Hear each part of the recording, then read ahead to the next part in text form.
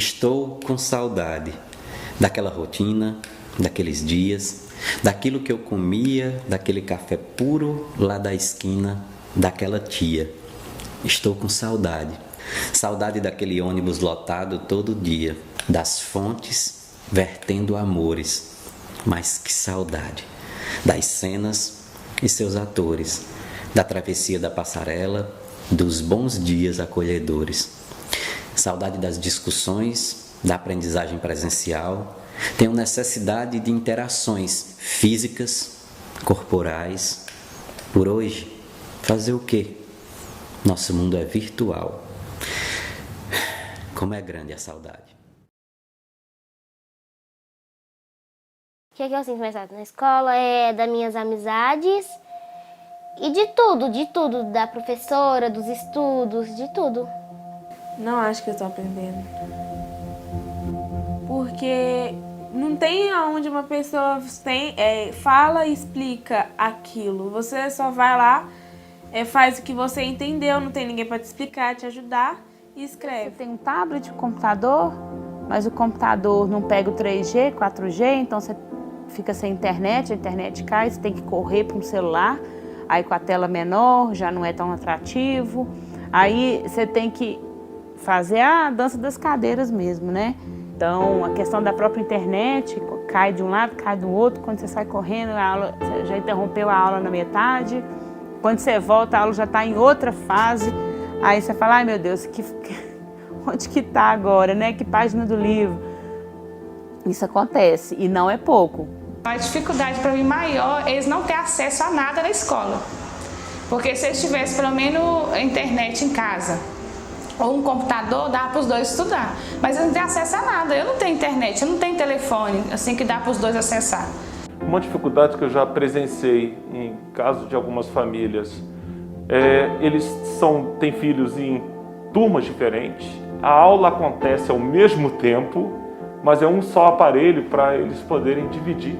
É um só, celular para as duas, entendeu? Então não dá para dividir, por causa da conciliação dos horários, né? Que agora agora parece que é assim, eles chamam para aula, chamam no grupo e já falam, já vai entrar online, e nem toda vez o celular está disponível.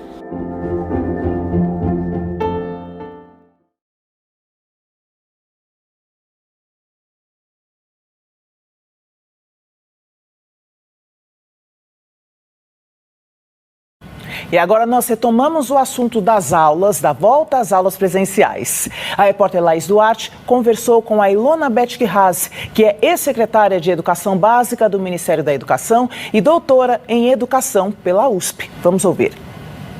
Doutora Ilona, depois de tantos meses de pandemia e aulas online, algumas escolas já começam a receber de volta os alunos. Como é que a senhora vê essa volta às aulas no dia de hoje? Boa tarde. Boa tarde, obrigada. Infelizmente, eu tenho que dizer que é antes tarde do que nunca. Nós nunca deveríamos ter ficado tantos meses sem aula presenciais. Nenhum país do mundo civilizado ficou, né? O Brasil está aí cobrando uma posição par e passo de vacinação com o resto do mundo, mas não estamos cobrando uma posição par e passo com aulas presenciais conforme os países da América do Norte e da Europa, por exemplo. Então, né? A crise foi brutal para a maioria das pessoas, principalmente para os mais pobres. E o setor da educação não fica alheio a esse contexto, né? Então, o Brasil é profundamente desigual dentro de um contexto de baixíssima qualidade da educação, e as pessoas mais pobres, obviamente, que vão ser mais prejudicadas pela falta das aulas presenciais, pela falta da merenda, pela falta da convivência qualificada, pela falta da convivência com os pais, com os alunos, num ambiente que, na maioria das casas brasileiras, a gente tem que entender isso, a escola, por pior que seja, ela é mais confortável, mais agradável, mais arejada, mais protegida, que é uma boa parte, ou talvez até a maioria, dos lares brasileiros. A senhora avalia que mesmo com os riscos de contágio, a volta às aulas é necessária nesse momento para todas as crianças e adolescentes do país? Sim, claro, defendo a volta às aulas para todas as crianças e adolescentes no Brasil, que tiverem condições de participar das aulas, que não tenham risco na própria saúde. Isso a gente tem que ter um discernimento dos pais e dos professores e dos dirigentes das escolas. A mesma coisa para os professores, aqueles professores com questões de saúde próprias, talvez não possam ir presencialmente às escolas, né? Mas todos, o ambiente tem que ser um de totalidade de volta às aulas, com exceções, e não o que a gente está vendo agora, que é a exceção tomando o lugar da regra.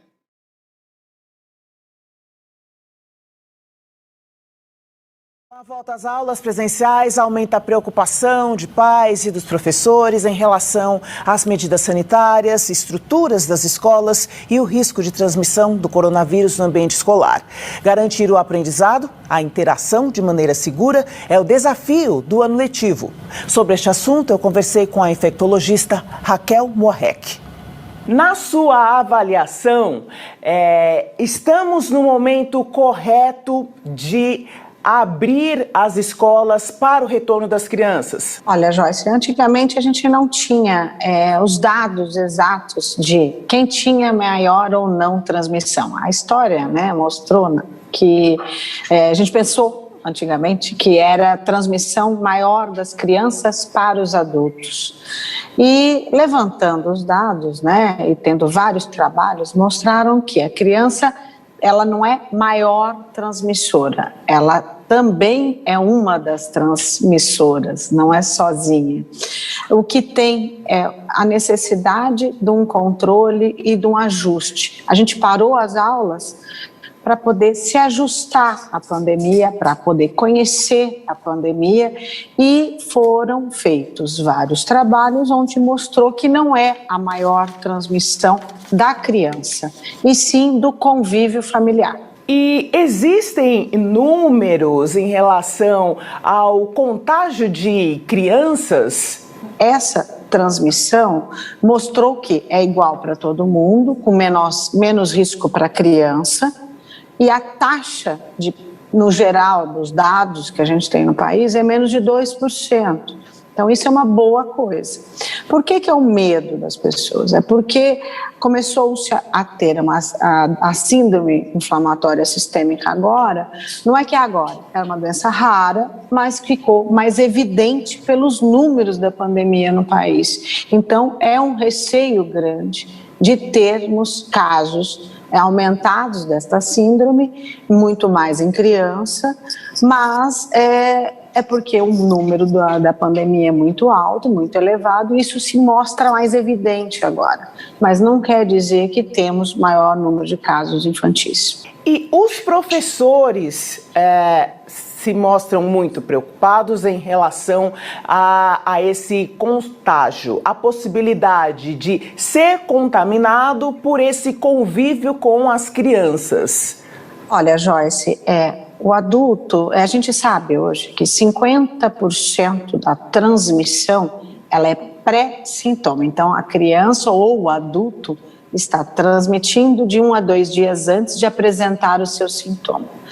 Independente de onde ele estiver, idealmente aqui numa escola, a gente tem um controle epidemiológico, fazer testagens e analisar isto de uma forma epidemiológica para que mostre ou que tenha as evidências, que a gente voltou às aulas mais presenciais agora. O que a gente tem é dados internacionais, de várias formas de estudos, de crianças que vão para a escola, só adolescente que fica em casa. Mostrou-se epidemiologicamente que é diminuído, não temos essa transmissão aumentada quando você tem crianças na escola. Então isso é um bom dado. Para nós, vamos levar para o Brasil isso agora. Mostramos que se a gente levar as experiências dos outros países, nós fazendo o nosso controle epidemiológico da família, da escola, dos professores, dos alunos, e retornando gradativamente, conhecendo, a gente vai ter um ganho para o ensino no país. Isso nos leva às recomendações anteriores e às recomendações que a classe médica tem divulgado desde o início, de que a higiene, o uso de máscara, isso trará a segurança nessa relação das crianças com os professores em sala de aula. Então, a diminuição de transmissão no ambiente escolar é pelo distanciamento e lavagem de mãos. Isso é o principal dentro de uma escola. Então, nos outros países mostrou que não há aumento de transmissão. Existe, de forma correta, do controle familiar e epidemiológico.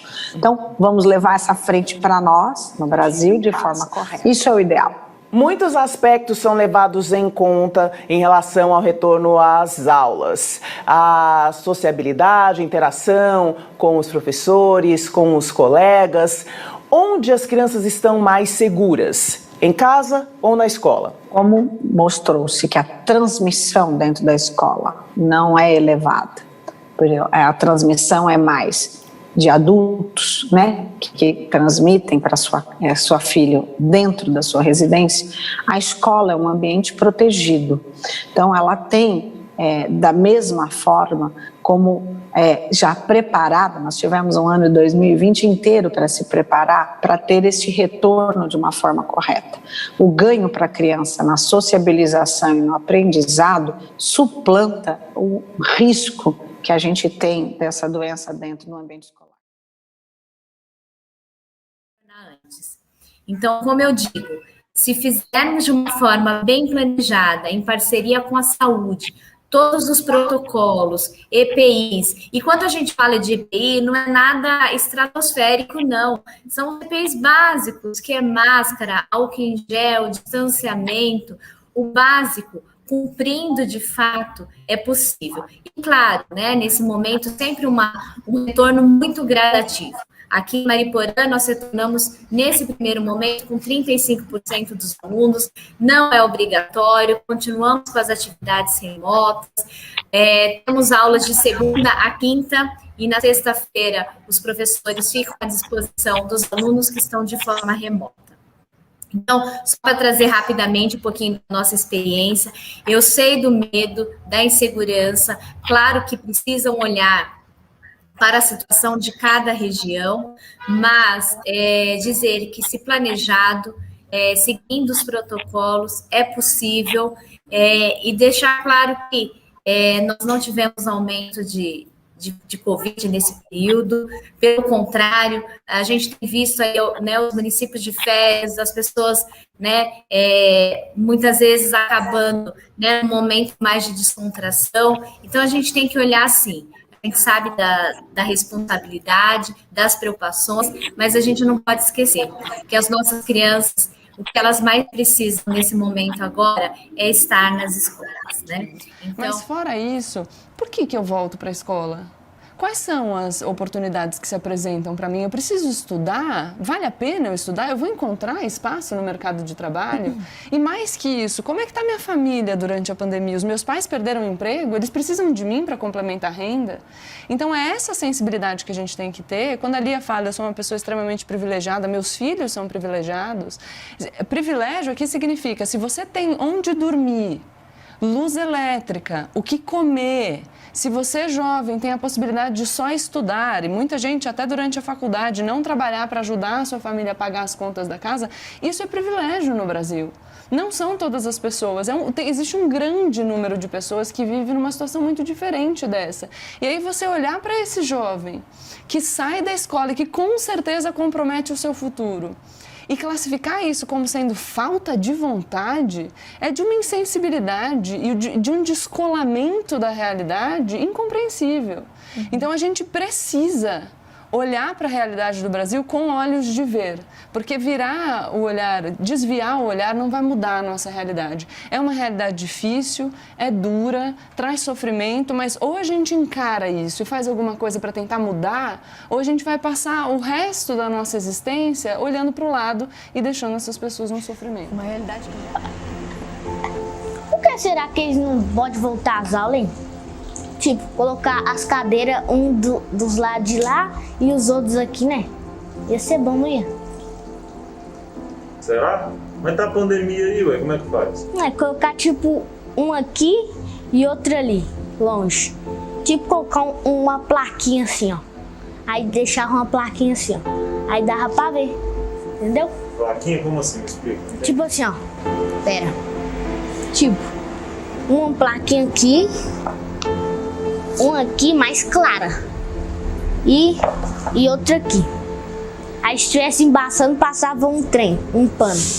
Aí dava pra ver a professora negociando.